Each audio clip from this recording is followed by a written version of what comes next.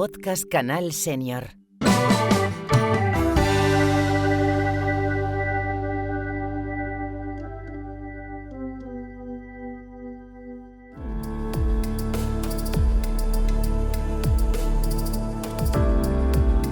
La cultura es una herramienta necesaria en nuestra sociedad.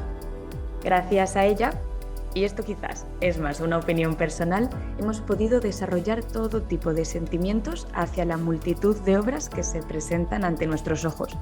Nos hemos reído, hemos odiado e incluso hemos llorado.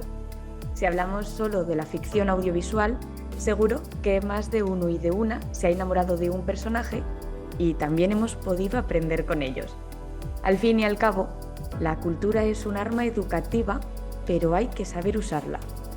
Si de algo peca el ser humano es de creer mucho de lo que ve, como por ejemplo los estereotipos. Como siempre, impulsamos un nuevo podcast de Canal Senior, que es en realidad un espacio de reflexión. En esta ocasión te invitamos a que pienses cuántos personajes principales seniors recuerdas haber visto en la gran pantalla. Y quiero resaltar el personajes principales. También te pedimos que reflexiones acerca de los temas que se tratan cuando hablamos de personajes de 55 años en adelante y de si realmente lo que nos quieren mostrar a través de ellos es un reflejo de la realidad. Para hablar sobre edadismo y cultura hemos invitado a dos profesoras e investigadoras de la Universidad de Salamanca, María Marcos y Teresa Martín. Muy buenas, ¿cómo estáis? Hola, ¿qué tal?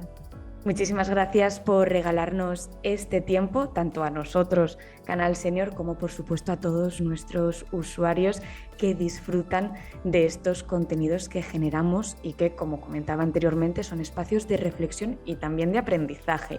Tenéis un estudio interesantísimo que si hay algún oyente que le apetece echarle un vistazo buscando vuestros nombres, María Marcos y Teresa Martín, lo va a encontrar, sobre los personajes senior en la ficción audiovisual. Y la primera pregunta que os quiero lanzar es un poco buscando asentar estas bases y es ¿cómo son estos personajes en nuestra cultura? ¿Cómo se les dibuja? Bueno, pues en realidad no se les dibuja, o sea, son personajes totalmente invisibilizados, lo cual es un contrasentido porque la población española tiene una media de edad altísima, hay un alto porcentaje de personas mayores y sin embargo parece que desaparecen del espacio mediático, ¿no? Sobre todo lo que vemos sobre todo en cine y televisión, ¿no? Es como si son personajes de adorno, que es algo muy curioso. Y luego hay una cierta uniformidad, es decir, si vamos a los datos de estadística, ¿no? La edad media o la esperanza de vida ha aumentado muchísimo en la población española. Yo creo que, no recuerdo los datos, pero yo creo que las mujeres son 80 y tantos años y los hombres un poquito menos, ¿no? Entonces vivimos más tiempo y se vive con una mayor calidad de vida. Sin embargo, se habla de la vejez como un estado único, ¿no? O sea, como a partir de los 65 años ya se considera que la gente es anciana y sin embargo viven la mayoría de ellos, quiero decir, unos 30 o 40 años más y eso es un periodo muy amplio con unas etapas muy diferentes. Entonces sí que es verdad que los nuevos estudios en sociología hablan de establecer como dos edades o como dos calificaciones o clasificaciones, perdón, en este periodo de la ancianidad, ¿no? De los 65 a los 70 y luego 75 y luego 75 en adelante, ¿no? Entonces es verdad que ahí deberíamos estudiar porque no se vive igual con 65 años que con 80 y no se vive igual además la ancianidad hoy en día que hace 50 años, ¿no? La calidad de vida ha aumentado muchísimo y estas personas que se jubilan además se nos vende como si fuese el fin de la vida y es el comienzo de otra etapa en la vida. Entonces sí que es verdad que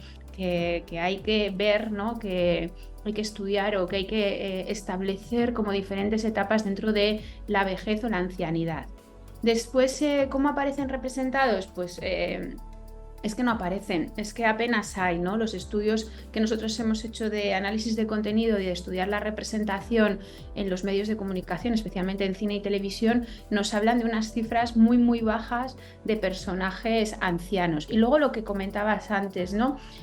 son aún muchísimo más bajas cuando son protagonistas. No son protagonistas de ninguna ficción, ¿no? Si analizamos un poco lo que vemos, estoy segura de que nos cuesta sacar algún ejemplo de película o serie reciente en la que haya un papel protagonista protagonizado por un anciano, ¿no? Entonces, esto sí que es relevante. Muchas veces se les pone pues para cubrir como la diversidad, ¿no? De decir, no, yo hago un producto diverso porque meto a una mujer, meto a un anciano, meto a un niño, meto a un inmigrante, meto a un gay y ya lo tengo todo, ¿no? Ya he cumplido, ¿no? El diversity washing que llama, ¿no? Ya he hecho el lavado, ¿no? De diversidad, ¿no? Pero claro, eso no es así, ¿no? No son protagonistas de historias ni de relatos. Y luego, además, curiosamente, cuando son protagonistas, estas historias están ligadas a una visión estereotipada y muy parcial de la realidad, porque está ligado el personaje anciano a muerte o enfermedad. Entonces, no hay como etapas de disfrute, ¿no? Por así decirlo. Solo hay como muerte y enfermedad en estos personajes, ¿no? No sé si Teresa... Sí, bueno, yo por terminar de incidir en lo que estás diciendo, efectivamente, el retrato que vemos es un retrato también muy uniforme por todas las características que indicaba María. Los últimos datos que hemos podido ver cuando hemos hecho nuestros estudios es que la población española, en los datos de población española del INE, se indica que hay más de un 20% de población mayor de 65 años. Ese 20% evidentemente no está reflejado en el ámbito mediático a través de personajes y menos a través de personajes protagonistas, ¿no? Es una forma de mirar hacia la vejez, como decíamos, de una forma muy única, muy reduccionista y muy sesgada, donde vemos que a veces esos estereotipos sociales que hay en estas franjas de edad, como personas que podrían ser a estas edades un poco activas, encerradas, aburridas, alejadas de la tecnología, ese tipo de estereotipos luego están de alguna u otra forma reflejados en los medios de comunicación y con los temas relacionados con las temáticas que decía María, ¿no? Y donde además también pues, se ve mucho a veces esa fase reflexiva de añoranza melancólica y la soledad.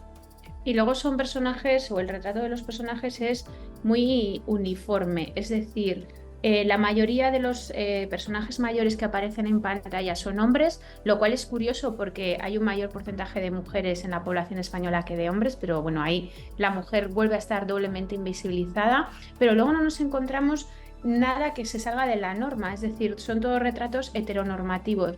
No hay ancianos racializados, no hay ancianos inmigrantes, no hay ancianos gay, no hay ancianos trans, no hay nada que se salga de el señor de clase media, blanco, casado, viudo, muchas veces, ¿no? que retoma su vida, o la mujer blanca, casada o viuda que cuida a sus nietos, ¿no? Entonces, no hay nada que se salga de la norma, es un retrato puramente uniforme, estereotipado, y son personajes altamente planos, no son nada dinámicos, no evolucionan además en la ficción, ¿no?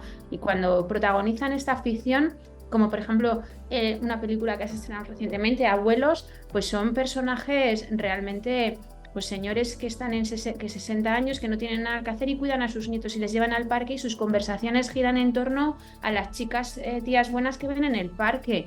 Es que ese es un retrato hiper simple de una población importante en la sociedad española, además.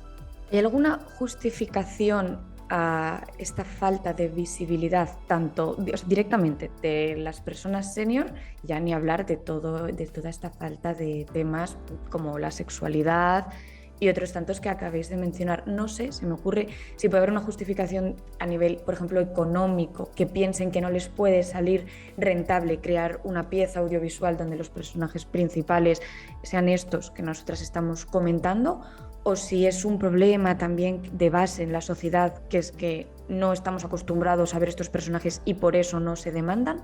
No sé si hay alguna justificación. Yo creo que podría haber varias. Ahora, si quieres, tú completas todo lo que consideres, María.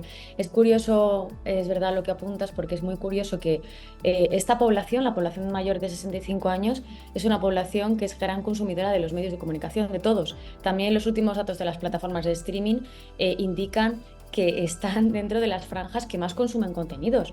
Lo consumen en estas nuevas plataformas, son también personas que acuden muchísimo más al cine que otras franjas de edad inferiores, y sin embargo, ¿cómo puede ser que luego no estén representados ahí? Si son los grandes consumidores mediáticos, ¿no? Eso llama la atención sobremanera. Es verdad que tradicionalmente es una franja de edad que se ha reflejado muy poco en los medios de comunicación. Una de las razones que podría darse es porque por la gran relación que existe entre medios de comunicación y publicidad, pues al ámbito de la publicidad le interesan más las personas que se encuentran en franjas de edad entre los 25 y 45 años, por ejemplo. Esa es como la franja de los grandes consumidores también mediáticos, ¿no? Por tanto, reflejan más ese tipo de personas o de personajes que estarían en esas edades, ¿no? Y por otro lado, pues es cierto que en las sociedades recientes y no tan recientes, parece que como ya son personas que son inactivas, pues van poco a poco desapareciendo de todos los relatos, de relato social y por tanto luego de relato mediático, ¿no? Entonces, bueno, esas son algunas de las razones que vemos, entre otras más que no sé si tendrás tú. Sí, yo creo que son puntualizar. Comercial, un punto de vista sobre todo comercial. También el modelo de sociedad, ¿no?, que nos venden los medios de comunicación, ¿no? Este modelo de sociedad en el que la gente es guapa, triunfa, vive una vida alegre, no hay preocupaciones. Entonces esto también hace que estas personas o cualquier persona perteneciendo a una minoría esté fuera del relato. Y luego no nos olvidemos de quién hace el relato, quiero decir, quiénes son los creadores de contenidos. Los creadores de contenidos son hombres blancos, heteronormativos, cis, de mediana edad, triunfadores, que lo que promocionan son ese tipo de relatos, ¿no? Ese tipo solo hay que ver un poco las parrillas y ver quiénes son los directores y productores y ver el relato o lo que nos venden, ¿no? Nosotros, por ejemplo, sí que nos ha llamado la atención el estudio que hicimos en el que analizamos la diversidad en el cine contemporáneo español, y además esto encontramos datos, lo cual nos parece muy, muy relevante, cómo cuando las mujeres son directoras, estos relatos son más diversos. Es decir, cuando las mujeres son las que hacen los discursos, lo primero, vemos que hay nuevas temáticas y se ve en las parrillas, y si vamos a la cartelera actual, con películas, por ejemplo, en torno a la maternidad, incluso a la vejez, ¿no?, que no había La Maternal, por ejemplo, o Verano del 93, o la última de Clara Simón, que no me acuerdo el nombre, Alcarrás, ¿no? Son unas películas mucho más abiertas en cuanto a temáticas. Pero es que además estas directoras hacen cine que en gran mayoría de las películas aparecen personajes minoritarios en papeles protagonistas. Entonces yo creo que esto también es algo que tenemos que advertir, ¿no? Quien hace el relato condiciona el relato. Cuando este relato lo hacen determinadas personas, pues los hombres, ¿no?, los señoros, ¿no?, pues lo que nos venden son cosas de señoros, y esto es así, ¿no? Entonces por eso son tan importantes las cuotas, porque establecen otras personas que hacen el discurso. Y luego, claro, cuando una persona es mayor es apartada de la sociedad y también es apartada del discurso. A mí me llama la atención cómo, por ejemplo, en el mundo de la dirección sí que en España sigue habiendo hombres muy mayores, como Gutiérrez Aragón, por ejemplo, Carlos Saura hasta su muerte, o incluso el propio Pedro Almodóvar, que continúan dirigiendo. Sin embargo, las mujeres son menos y cuando son mayores ya no continúan dirigiendo, ¿no? Y sí que quería, por ejemplo, señalar el caso de Almodóvar, cómo Almodóvar, a medida que ha ido él creciendo, quiero decir, ha ido cumpliendo años, se ha hecho más mayor, sus películas han ido variando el discurso y cómo ha incorporado el tema de la vejez. En la última película, Dolor y Gloria, pues hablaba de esa vejez suya, de ese hacerse mayor, de lo que significa hacerse viejo, ¿no?, que también es tener más enfermedades, pero también lo ligaba a eso, ¿no? Hablaba de esa frustración de no poder hacer lo que uno quería cuando crecer y cumplir años es también ser más sabio, ¿no? Y tener una perspectiva de vida diferente. Entonces, bueno, sí que creo que es significativo. Hablábamos de estereotipos y yo, después de consumir mucha ficción, tanto dentro de nuestras fronteras como fuera, establecí como dos líneas que van dirigidas o sobre las que se basan los personajes seniors. Y para hablar de una de ellas, quiero traer a la conversación a María Galeana, que para que aquellos que no asocien el nombre, hablamos de Herminia, la abuela de Cuéntame, o como también se le ha pasado a conocer como la abuela de España. Y es que ella misma dice que su personaje es pues el estereotipo de una abuela muy dulce y que ella, por ejemplo, en su vida privada dice que no es tan cariñosa. Ese es uno de los estereotipos que más llama la atención, que tienen que ser seres pues muy cariñosos, que estén pendientes de los cuidados de los demás y en cierto modo también vulnerables, que necesitan el apoyo de familiares o su entorno más cercano para poder realizar cualquier actividad. Y luego está el otro estereotipo que también lo comentabais anteriormente, y es ese de principalmente las personas mayores, sobre todo los hombres, viendo, por ejemplo, a jovencitas, lo que también se conoce popularmente como un viejo verde. Parece ser que solo pueden nacer historias a partir de estos dos pilares. ¿Son realmente un reflejo de la realidad o es simplemente una idea que vende mucho más? Hombre, vende mucho más. En el caso, por ejemplo, de la abuela cariñosa y cuidadora, no deja de perpetuar el estereotipo de la mujer en el cine. La mujer en el cine y en la televisión principalmente hace roles de cuidadora, es la madre, es la ama de casa, es la que cuida a toda la familia, etc. Además, pocas veces se vende un modelo de mujer trabajadora, cuando las mujeres trabajan igual que los hombres o más.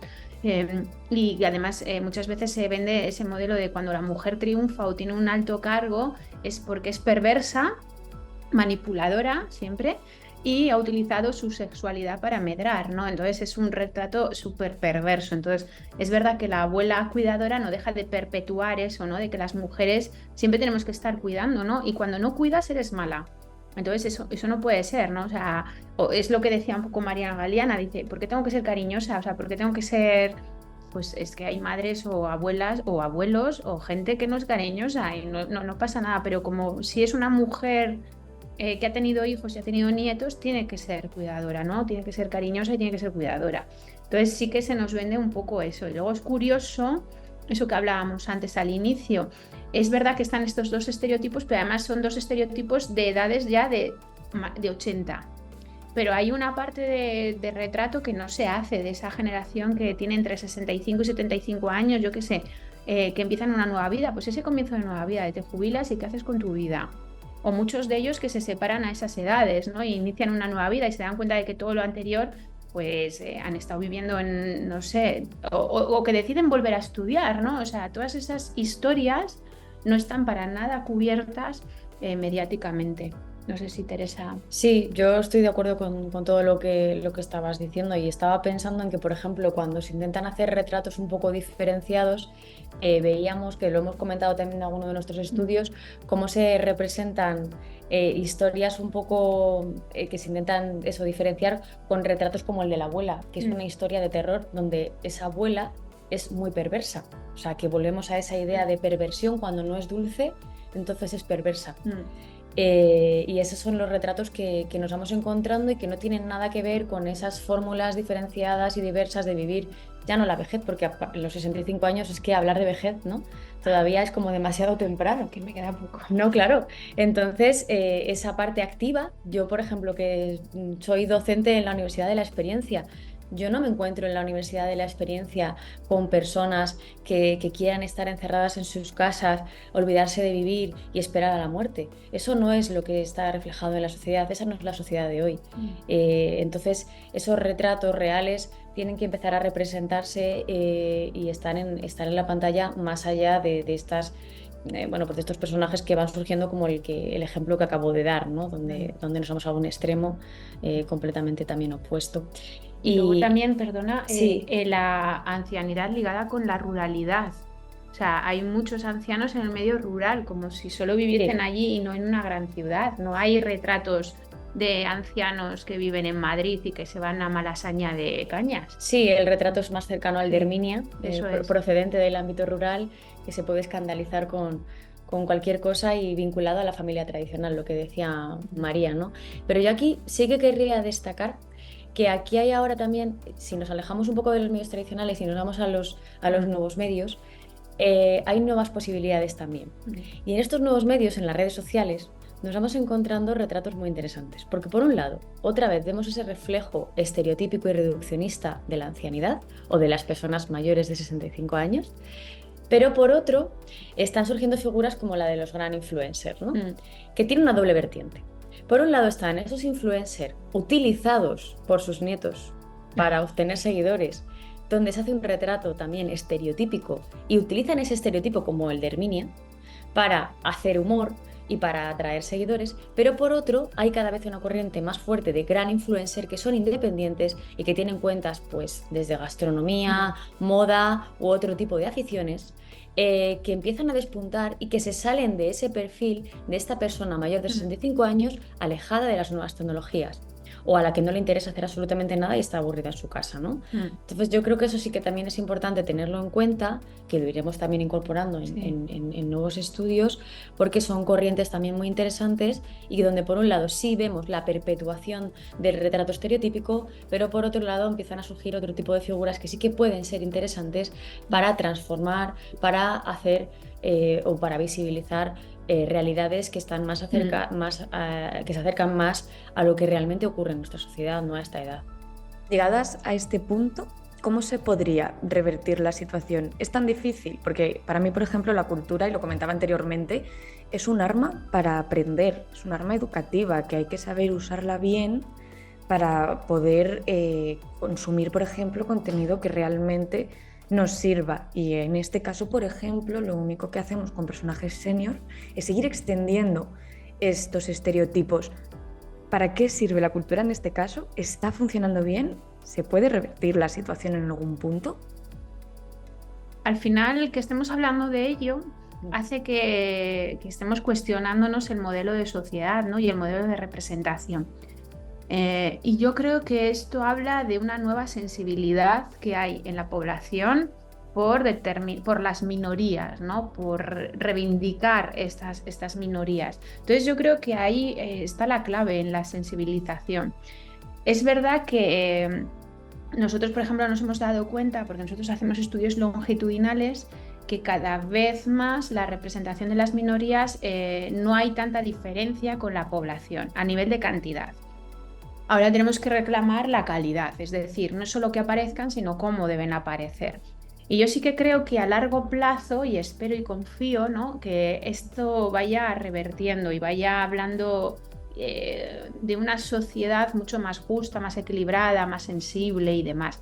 Pero creo que se necesita tiempo y se necesita, por ejemplo, programas como el tuyo, estudios como los nuestros, que yo muchas veces digo, lo nuestro sirve lo que sirve, quiero decir, nosotros hacemos estos estudios y los hacemos con interés académico, pero también nos gusta que sirvan para algo en la sociedad, ¿no? Porque si no, además, la ciencia, bajo mi punto de vista, no sé de qué sirve que yo haga un estudio más allá de para engordar mi currículum, si no me sirve para nada, ¿no? Y yo creo que nosotros los estudios que hacemos sirven en el sentido de que dan datos que ayudan a estas minorías a reivindicar su espacio, ¿no? Cambia el yo creo que salen pocos por salen 2%, o sea, sí que salen pocos, ¿no? Ayer, por ejemplo, hablábamos de un estudio que habían hecho una entrevista a 3.000 mujeres sobre estereotipos y percepción de la belleza por los medios de comunicación y tan solo un 3% de ellas se sentía bella. Claro, ese 3% era aplastante, ¿no? Dices, es que fijaros lo que estamos haciendo, ¿no? Entonces creo que esto sirve. Y sirve, yo creo que la sensibilidad de la población y el reclamar nuevas películas, nuevas temáticas, nuevas perspectivas. Pero me temo que nos queda tiempo, ¿no? Sí, yo creo que por un lado la sociedad debe entender que todo ha cambiado y que no se vive la vejez o no se vive a partir de los 65 años como se vivía hace 40 años, Eso debemos también entenderlo e interiorizarlo, y eso es pedagogía social. Entonces, por un lado hay que hacer esa labor pedagógica social desde las propias instituciones que están involucradas y luego desde los medios de comunicación, porque tenemos una gran responsabilidad. Y esa responsabilidad se tiene que traducir tanto en visibilizar y hacer esa labor de denuncia para que se vaya integrando que eso no se está representando bien. Y la otra parte que decía María, no vale solo con hacer una inclusión de más personajes, no, hay que tener un nivel de desarrollo y de profundidad suficiente como para que realmente esos personajes reflejen la realidad, ¿no? Yo creo que todo tiene que ir en esa línea y que los estudios que realizamos pues intentamos que puedan tener esa parte práctica a la hora luego de integrarlo en el discurso mediático, ¿no? Y luego ir viendo y conociendo esa evolución y saber efectivamente a través de los datos qué es lo que está ocurriendo para poder hacer una transformación real. Y sensibilizar a nuestros alumnos que Eso van a ser también. creadores. Sí, hay muchas asignaturas en las que se intenta hacer esa labor de sensibilización y recordar la importancia que tienen los efectos mediáticos en la población, ¿no? Y es verdad, y esos efectos pueden ir en muchas direcciones y pueden hacer una transformación social real. Eso es cierto. Cerramos entonces este podcast de reflexión. Esperemos que todos los oyentes que han decidido compartir este ratito con nosotras hayan podido pensar y también un poco, pues, ¿no? Eso, analizar la situación de la ficción, a ver si conseguimos abrir un poquito más los ojos, ver realmente lo que nos rodea y cambiarlo, si no nos gusta, como es en este caso, porque además también tenemos la suerte de contar dentro de España, pero también fuera, pero si nos centramos solo en nuestro país, con actores y actrices, si hablamos por ejemplo de la ficción, maravillosos de más de 55 años, y esperemos que de hecho sigan trabajando y consigamos una sociedad mucho más justa. Muchísimas gracias, María y Teresa, por regalarnos este ratito y también por la labor que hacéis desde las aulas y también con todos los estudios que habéis impulsado. Así que nada, nosotros nos escuchamos en el siguiente podcast de Canal Senior. Muchas gracias.